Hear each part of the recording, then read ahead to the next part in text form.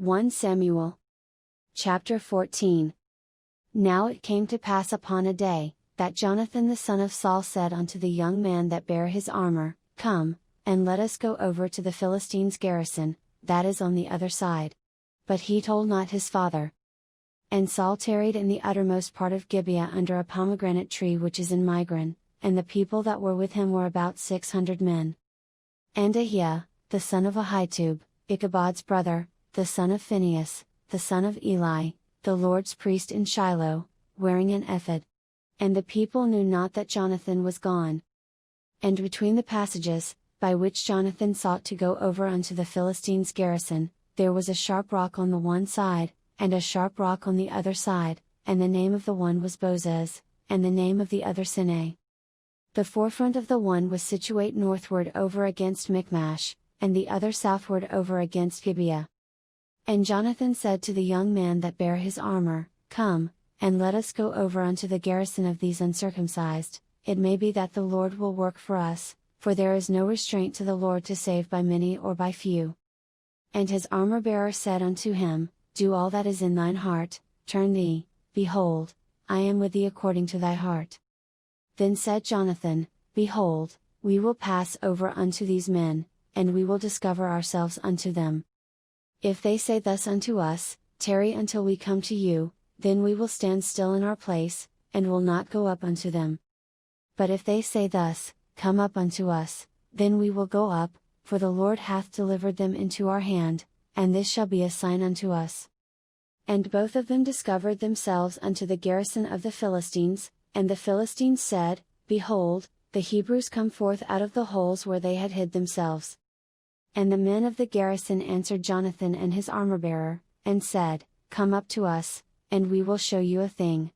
And Jonathan said unto his armor-bearer, Come up after me, for the Lord hath delivered them into the hand of Israel. And Jonathan climbed up upon his hands and upon his feet, and his armor-bearer after him, and they fell before Jonathan, and his armor-bearer slew after him. And that first slaughter, which Jonathan and his armor-bearer made, was about 20 men, within as it were an half acre of land, which a yoke of oxen might plough. And there was trembling in the host, in the field, and among all the people, the garrison, and the spoilers, they also trembled, and the earth quaked, so it was a very great trembling. And the watchmen of Saul and Gibeah of Benjamin looked, and, behold, the multitude melted away, and they went on beating down one another. Then said Saul unto the people that were with him, Number now, and see who is gone from us. And when they had numbered, behold, Jonathan and his armor-bearer were not there. And Saul said unto Ahiah, Bring hither the ark of God. For the ark of God was at that time with the children of Israel. And it came to pass, while Saul talked unto the priest, that the noise that was in the host of the Philistines went on and increased, and Saul said unto the priest, Withdraw thine hand. And Saul and all the people that were with him assembled themselves, and they came to the battle, and, behold, every man's sword was against his fellow, and there was a very great discomfiture. Moreover the Hebrews that were with the Philistines before that time, which went up with them into the camp from the country round about, even they also turned to be with the Israelites that were with Saul and Jonathan. Likewise all the men of Israel which had hid themselves in Mount Ephraim, when they heard that the Philistines fled, even they also followed hard after them in the battle. So the Lord saved Israel that day, and the battle passed over unto Bethaven. And the men of Israel were distressed that day, for Saul had adjured the people, saying, Cursed be the man that eateth any food until evening, that I may be avenged on mine enemies. So none of the people tasted any food. And all they of the land came to a wood, and there was honey upon the ground. And when the people were come into the wood, behold, the honey dropped, but no man put his hand to his mouth, for the people feared the oath.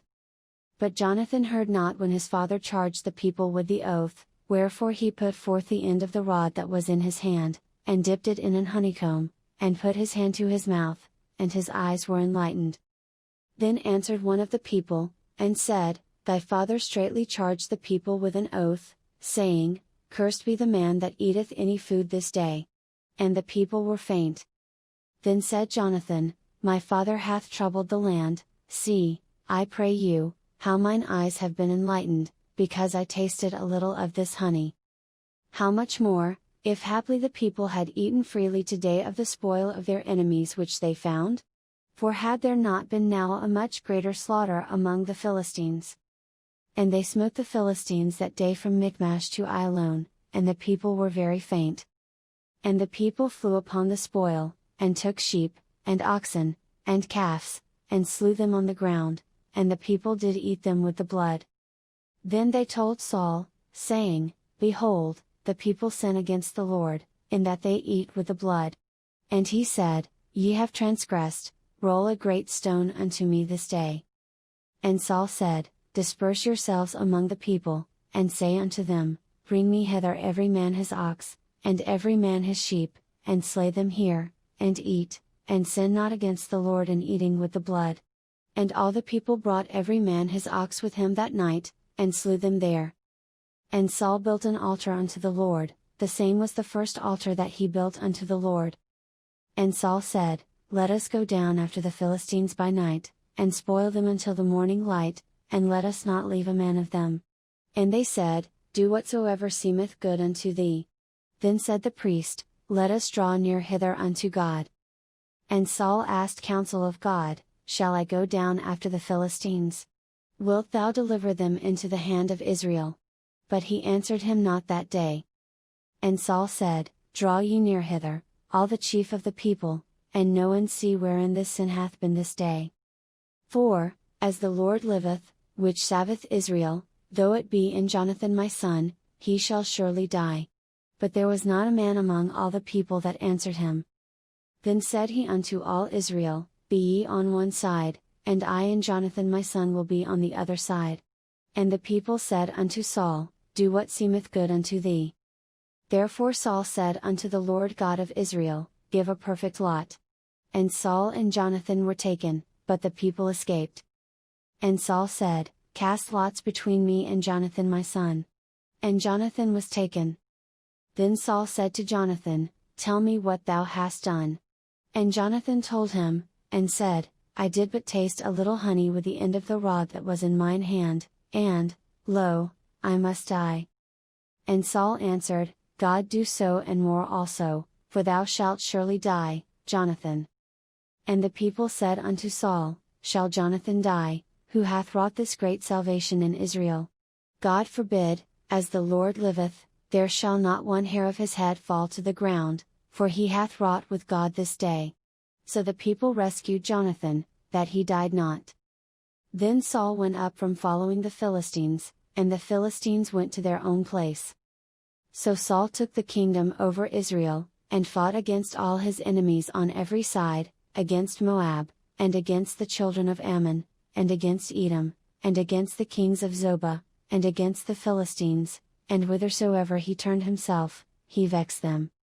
And he gathered an host, and smote the Amalekites, and delivered Israel out of the hands of them that spoiled them. Now the sons of Saul were Jonathan, and Ishui, and Melchishua, and the names of his 2 daughters were these, the name of the firstborn Merab, and the name of the younger Mihal. And the name of Saul's wife was Ahinoam, the daughter of Ahimaaz, and the name of the captain of his host was Abner, the son of Ner, Saul's uncle. And Kish was the father of Saul, and Ner the father of Abner was the son of Abiel. And there was sore war against the Philistines all the days of Saul, and when Saul saw any strong man, or any valiant man, he took him unto him.